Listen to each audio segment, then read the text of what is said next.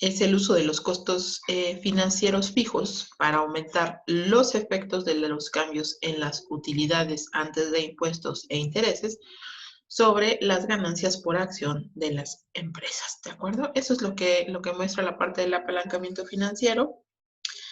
Al final, digamos, lo que estamos diciendo es que nos está presentando justamente cuál es la capacidad de utilización de los cargos financieros fijos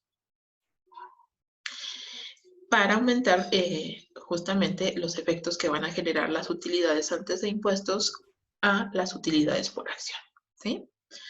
Recuerden que esta utilidad por acción se refiere, digamos, a las utilidades disponibles para los accionistas, ¿no? Para los accionistas comunes, ¿de acuerdo? Para eso es.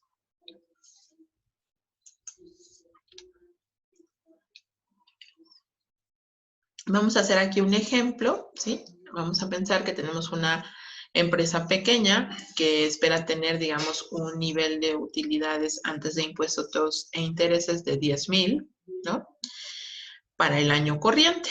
La empresa posee un bono de 20,000 con una tasa de interés del 10% anual y una emisión de 600 acciones preferentes en circulación de 4 pesos cada una, ¿no?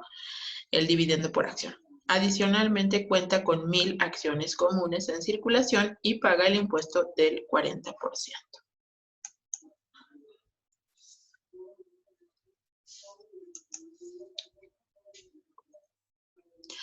Vamos a evaluar, digamos, tanto un incremento del 40% en las utilidades, es decir, vamos a hacer un incremento del 40% en estas utilidades, y vamos a ver cómo ese incremento del 40% lo que va a generar, digamos, es un incremento del 100% en las ganancias por acciones comunes, ¿sí? Vamos a evaluar tanto a la derecha como a la izquierda, igual que hicimos con el caso, digamos, del apalancamiento operativo, ¿sí? Entonces nos vamos a traer acá los datos, ¿ok? Hay que señalar, evidentemente, qué es esto de las acciones preferentes, ¿sí? Las acciones preferentes, ¿no? Es una forma especial, ¿no? De participación corporativa.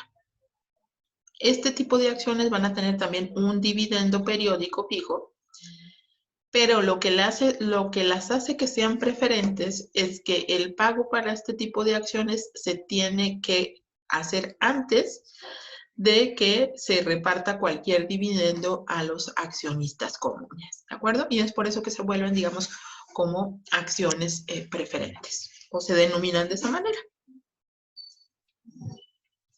Bien, me traigo de vuelta acá los datos y vamos a ver, ¿no? Para medir, digamos, la parte del apalancamiento financiero de la empresa, recuerden que lo que se utiliza del estado de resultados es justamente, digamos, la parte que tiene que ver, digamos, con todos los gastos financieros, ¿sí? O costos financieros, toda la parte que tiene que ver con ese apartado. Entonces, en este caso, se empieza justamente con las utilidades antes de impuestos e intereses. Entonces, tenemos que son 10,000, ¿no? Y después a eso le tenemos que restar los intereses.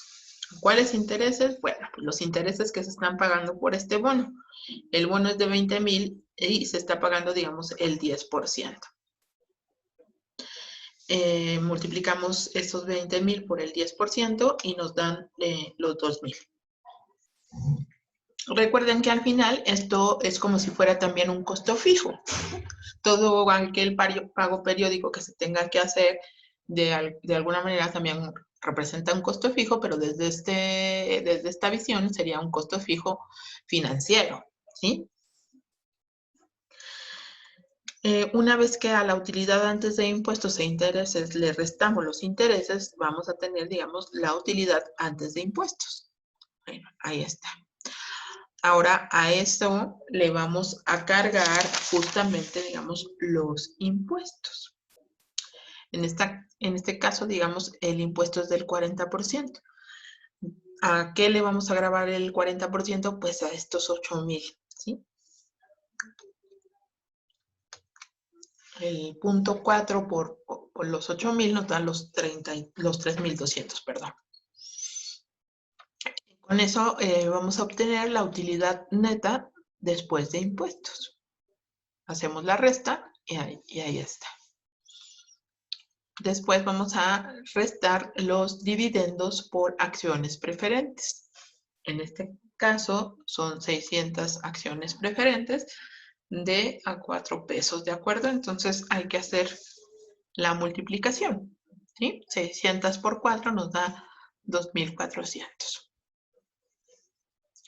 Y eso nos va a dar la ganancia disponible para accionistas comunes. Ahora sí, hacemos la resta y nos quedan 2,400. A estos 2,400 son los que vamos a tener para los accionistas comunes, ¿sí? Ya habíamos señalado que las utilidades por acción se obtienen al dividir esta ganancia bruta o la utilidad total, la que ya se obtuvo al final del estado de resultados. Esta la vamos a dividir entre el número de acciones que hay en circulación, que en este caso son estas 1,000.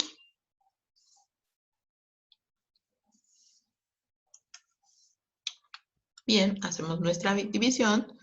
Son 2,400 entre 1,000 nos da 2,4, ¿sí?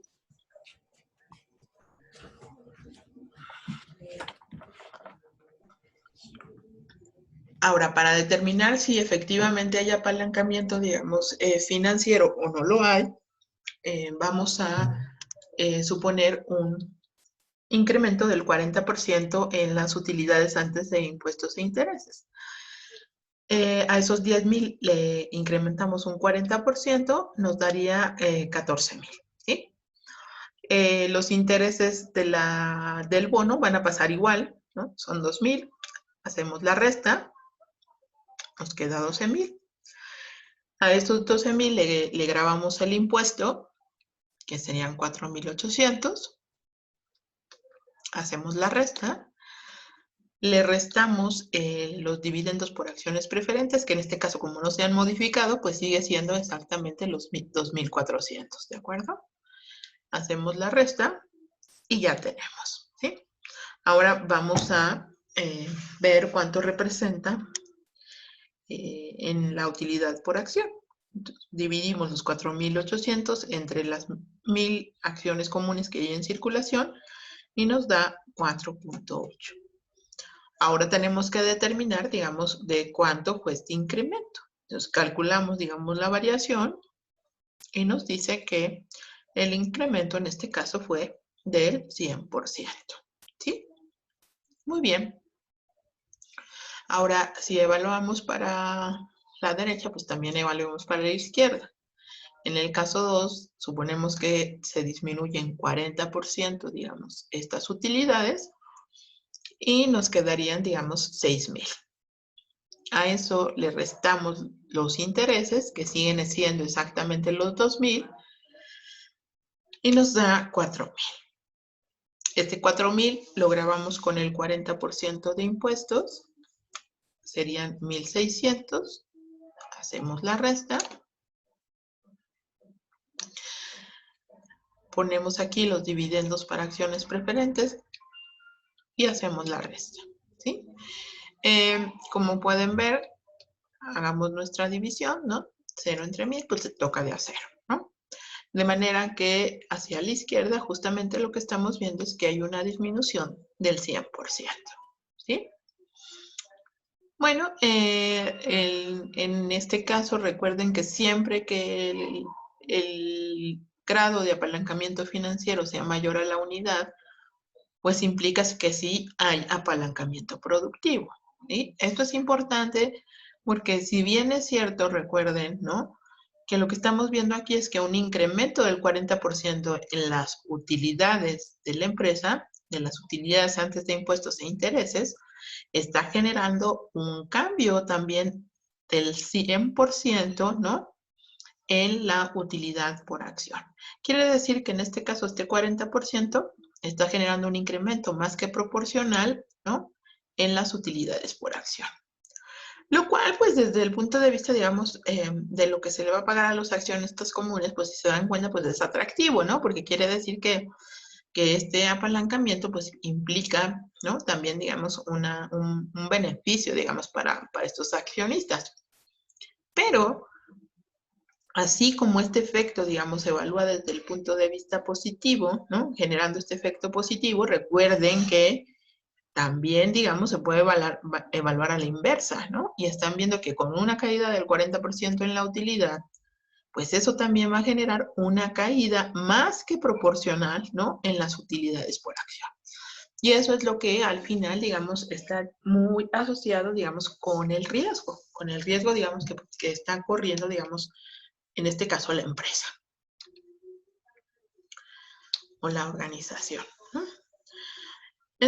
Para justamente, digamos, calcular este grado de apalancamiento financiero, ¿no? Lo vamos a hacer usando esta formulita. El grado de apalancamiento financiero es el cambio porcentual en las utilidades por acción, ¿no? Entre el cambio porcentual en la utilidad antes de impuestos e intereses.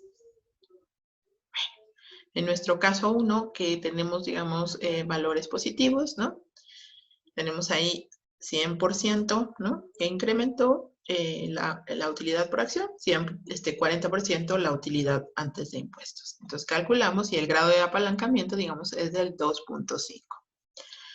Bueno, a la izquierda también tenemos el mismo resultado, ¿no? Son el 100% negativo entre el 40% de la disminución, nos da también 2.5. Y esto, digamos, es lo que les decía. Al final, pues si lo vemos siempre desde acá, pues sí es como muy positivo, pero recuerden que también se corre el riesgo de lo contrario, ¿no?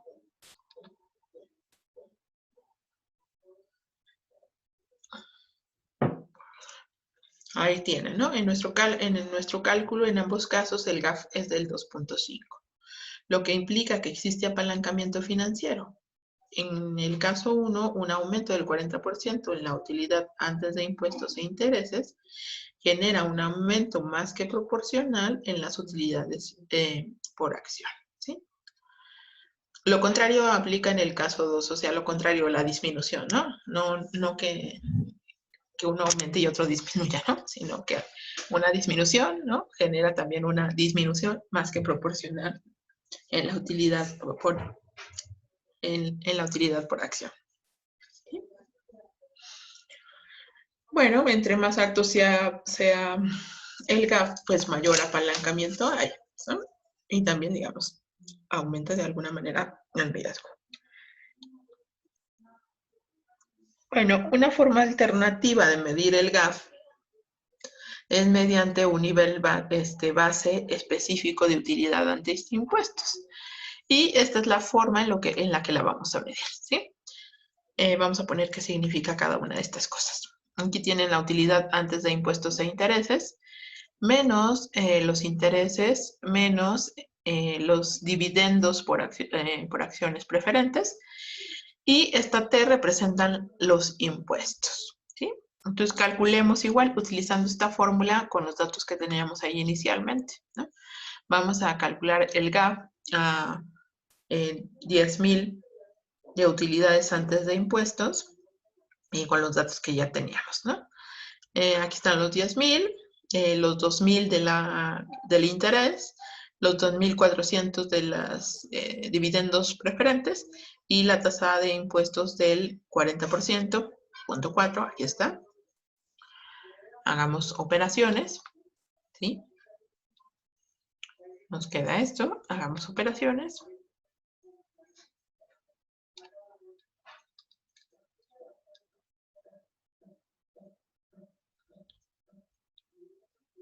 Y nos queda esto. Entonces nos da exactamente, digamos, el mismo resultado, ¿no? Tanto este como lo que hicimos, digamos, suponiendo un aumento o una disminución, ¿no? En realidad, digamos, da exactamente lo mismo, dado que estamos utilizando la misma información, ¿sí?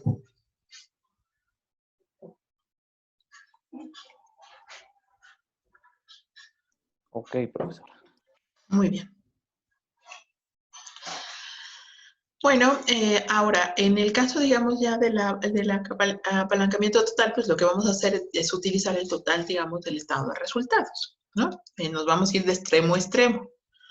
El apalancamiento, digamos, total es igual el uso de los costos fijos, tanto operativos en este caso como financieros, para aumentar los efectos de los cambios en las ventas sobre la ganancia por acción.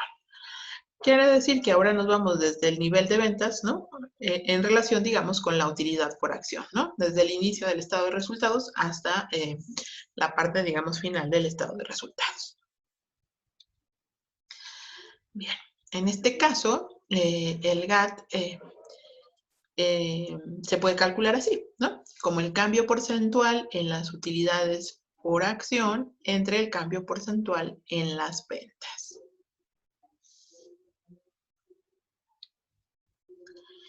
Y de manera alternativa lo podemos calcular con esta fórmula larguísima, ¿no?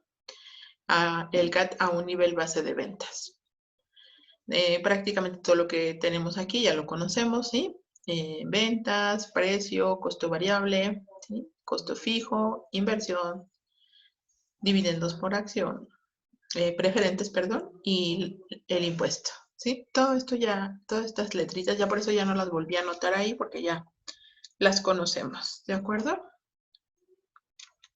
Bien, aquí digamos vamos a plantear el ejemplo y solamente vamos a calcular con esto. Dado que se utiliza todo el estado de resultados, no me pareció, digamos, muy cómodo hacerlo, digamos, aquí en una lámina. Entonces, igual ahorita lo aplicamos en un Excel, ¿no? Lo hacemos en el Excel para que vean, digamos, cómo es que se calcula.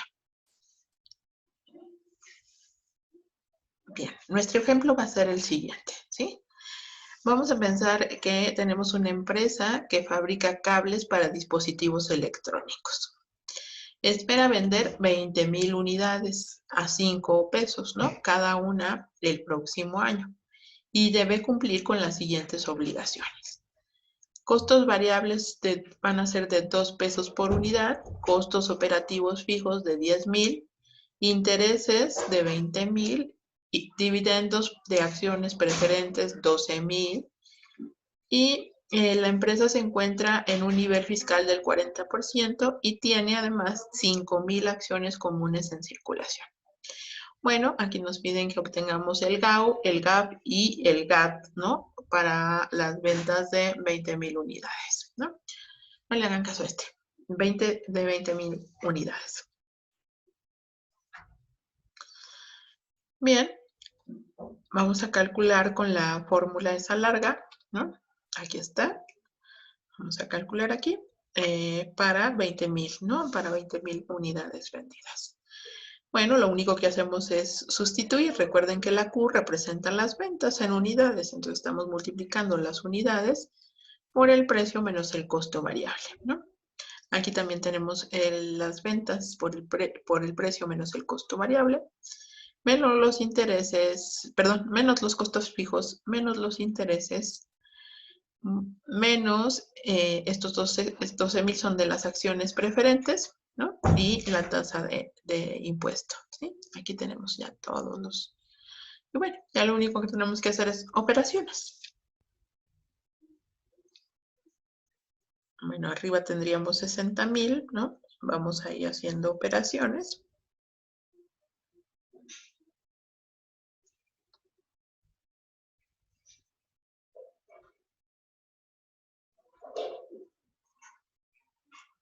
Muy bien.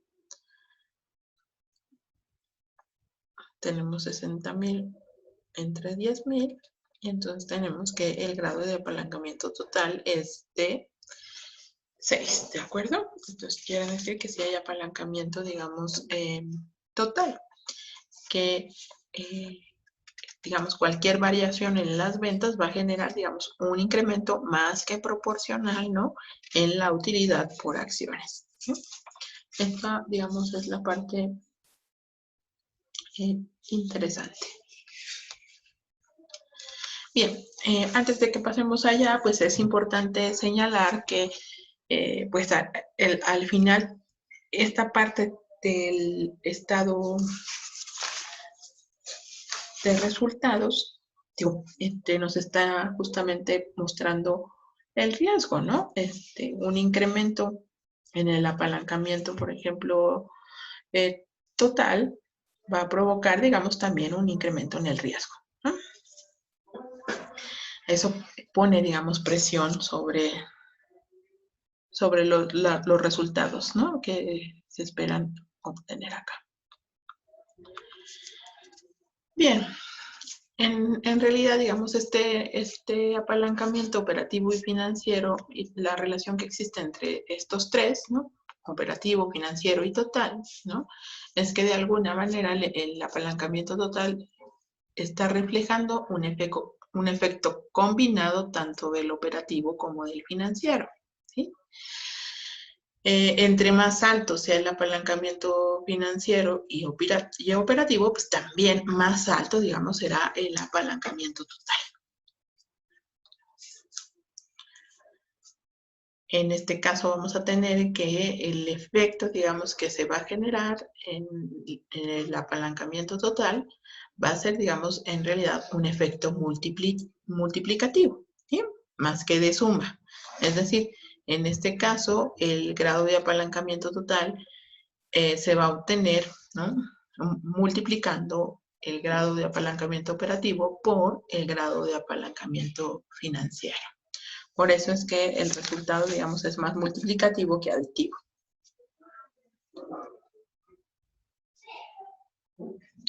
Bien. Ahora, digamos, vamos a abrir, digamos, un Excel, ¿no? Y vamos a hacer estos cálculos, ¿no? Los del el apalancamiento financiero, que fue lo primero que vimos, y vamos a hacer del apalancamiento, digamos, del apalancamiento total, ¿sí? Vamos a hacerlo. Vamos a pasar esa parte.